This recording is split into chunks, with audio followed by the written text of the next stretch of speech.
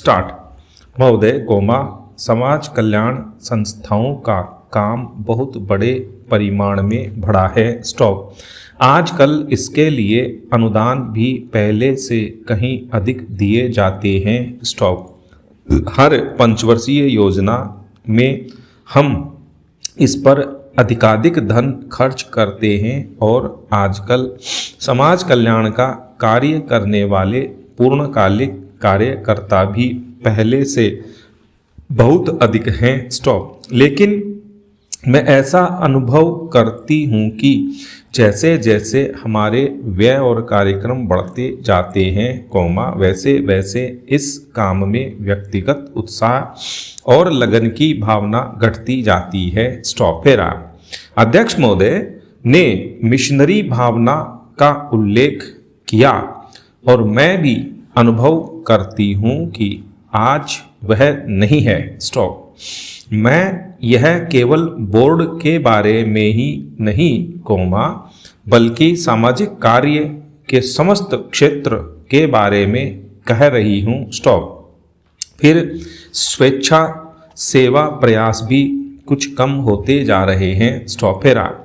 ऐसा भी होता है कि जब विचार संस्थाबद्ध हो जाते हैं, तो उनमें कुछ न कुछ आशय युक्त काम करने की भावना आ जाती है। स्टॉप।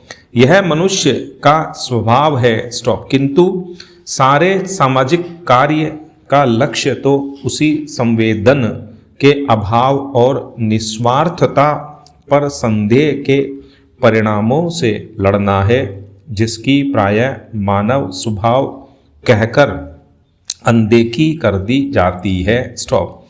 मैं जानती हूँ कि जिस मिशनरी भावना से काम शुरू किए जाते हैं, उन्हें बाद में उसी तरह बनाए रखना हमेशा संभव नहीं होता, लेकिन बेहतर संगठन खड़ा हो जाने के बाद समस्याओं के बेहतर हल निकलने चाहिए। स्टॉप।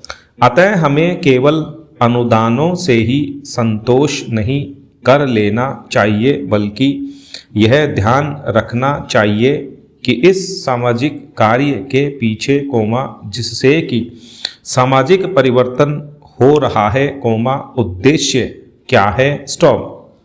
बोर्ड सामाजिक रूपांतर का केवल साधन मात्र है। स्टॉप।